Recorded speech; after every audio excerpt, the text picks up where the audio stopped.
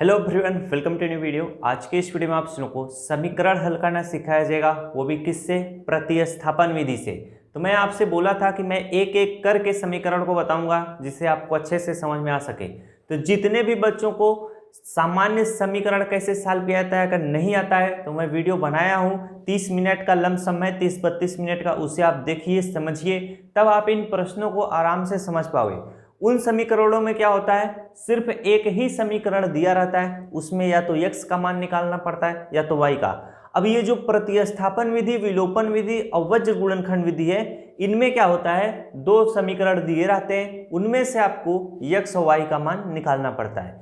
चलिए, जितने भी बच्चे ना देखे हो तो उस चीज को जरूर देख लेना, अगर समझ में आता है तो इस चीज को समझिएगा।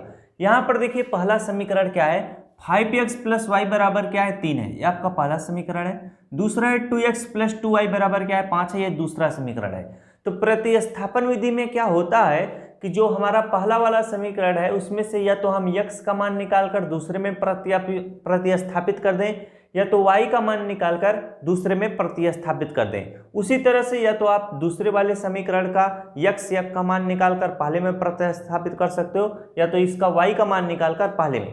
अब मैं चीजों को समझाता हूं, आप ध्यान से समझते हुए चलिए। जैसे यहाँ पर देखिए हमें पहले वाले समीकरण में से हमें x का मान निकालना है, तो पहला समीकरण क्या है, 5x प्लस वाई बराबर 3 है। यहाँ पर लिखता हूं मैं 5x प्लस वाई बराबर कितना, 5x प्लस वाई बराबर कितना है, 3 है।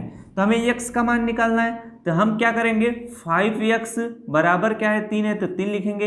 ये प्लस वाई इधर आएगा तो क्या हो जाएगा, माइनस वाई हो जाएगा। 5x के साथ गुणा में है, इधर आएगा तो क्या हो जाएगा, भाग हो जाएगा। तो हम यहाँ पर बटे में क्या 5 लिख देंगे।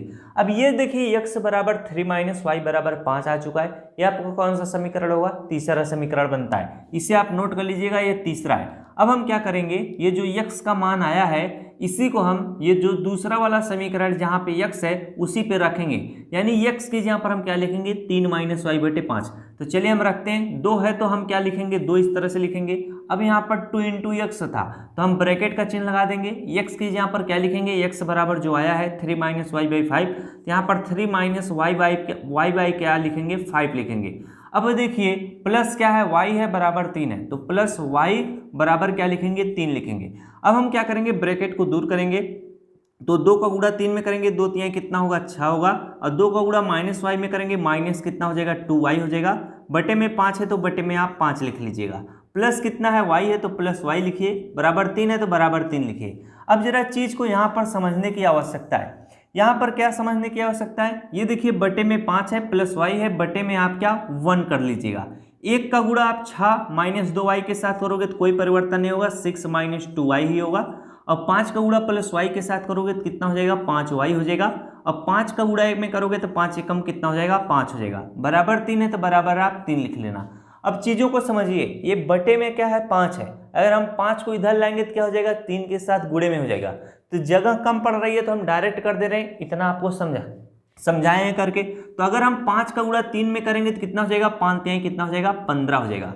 अब जरा चीज को समझिएगा, ये 6 माइनस 2y प्लस 5y है, तो यहाँ पे minus 2y plus 5y, minus और प्लस क्या होगा, माइनस होगा, तो 5y में से 2y घटाएंगे कितना हो जाएगा, 3y हो जाएगा। 3y बराबर कितना है, 15 है। यहाँ पर 6 को अगर हम इधर लाएंगे तो क्या हो जाएगा, प्लस में है तो इधर आएगा तो क्या हो जाएगा, माइनस 6 हो जाएगा। अब हम देखिए 15 में से 6 घटा होगा कितना हो जाएगा, 9 6 कितना होता है, 15 होता है। तो 15 में से 6 घटा लोगे तो कितना आ जाएगा, 9 आ जाएगा। 3 जो है y के साथ गुणे में इधर आएगा तो भाग हो जाएगा, तो 3 से 9 को काट दीजिएगा, 3 त्रिका 9 हो जाएगा।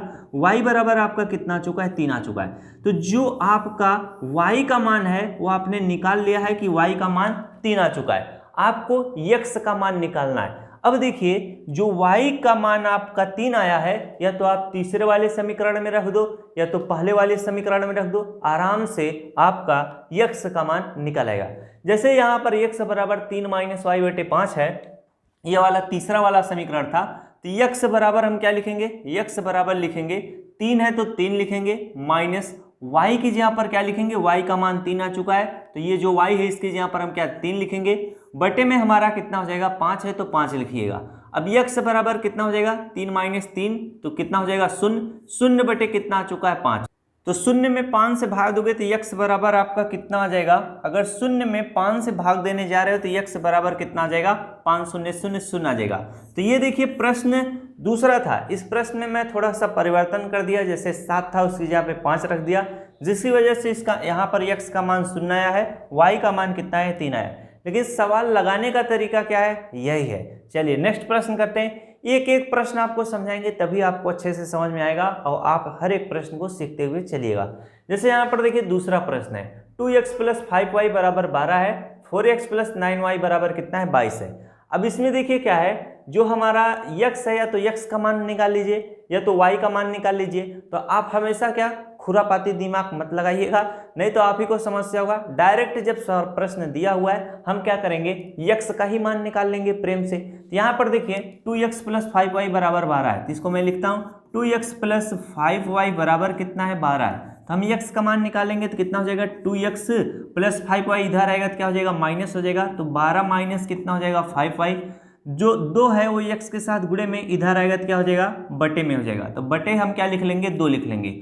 अब ये हमारा क्या कहलाता है, ये हमारा तीसरा समीकरण कहलाता है। अब ये जो x का मान आया है इसको हम क्या करेंगे, दूसरे वाले समीकरण में जहाँ पे x है वहाँ पर क्या कर देंगे, प्रतिस्थापित कर देंगे, यानी वहाँ पर उसे रख देंगे।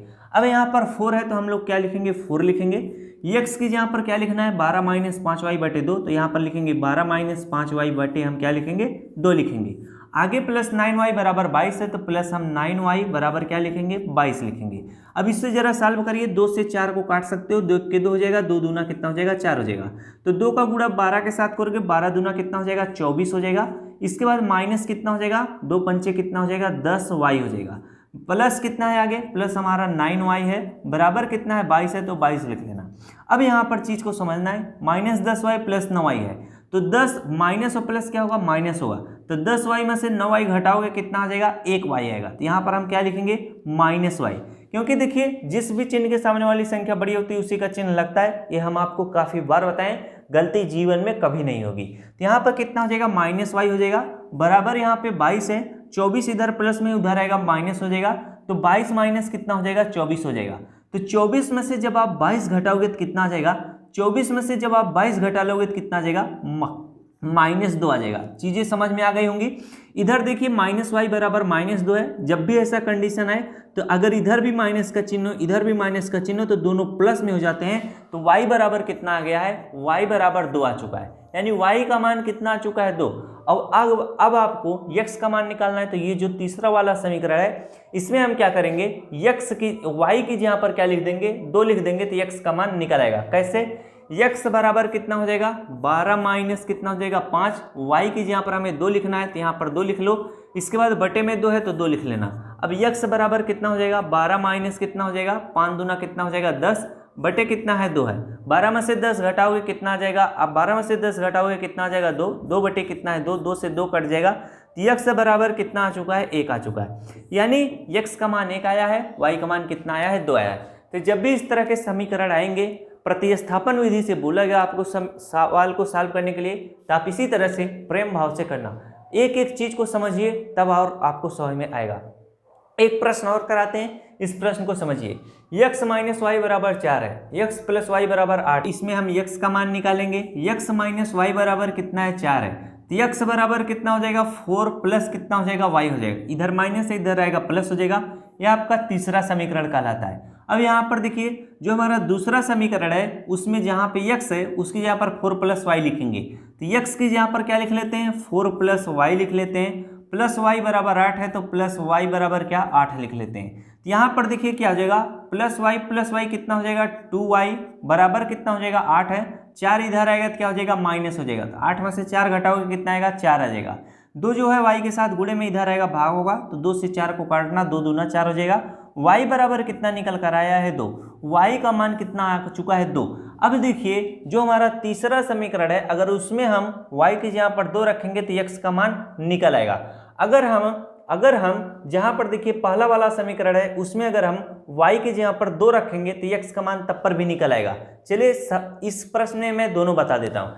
जैसे यहाँ पर है x माइनस कितना है, x माइनस y का मान कितना आया है, 2, तो यहाँ पर 2 लिख लेते हैं। बराबर कितना है, 4 है तो 4 लिख लेते हैं। x बराबर कितना हो जाएगा 2, इधर माइनस में इधर आए प्लस, तो 4 2 कितना हो जाएगा 6।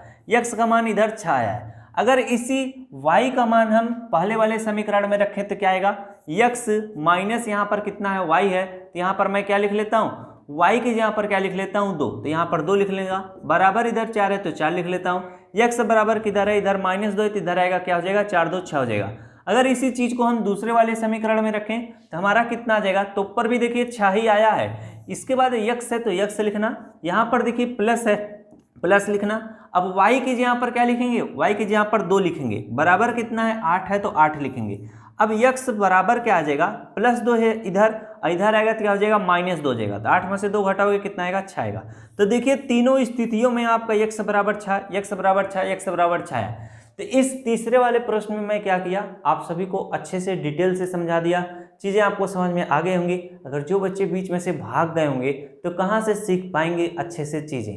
तो यहाँ पर देखिए आज के इस वीडियो में आप सभी लोगों को एकदम नॉर्मल तरीके से बताया, कुछ आपको फंसाया बझाया नहीं।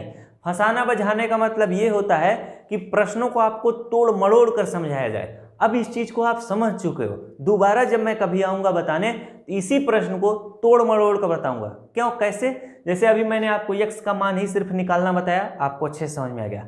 अगर इसी में मैं आपको y का भी मान निकालना सिखा देता, प्लस माइनस वाला भी आपको समझाने लगता, तो आपके दिमाग में खिचड़ी पक जाती और समझे में नहीं आता। अब आपको प्रेम समझ में आया।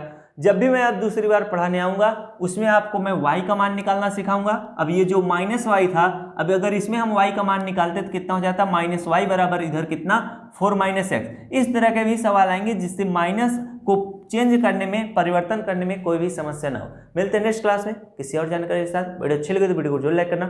Thanks for watching. I love you.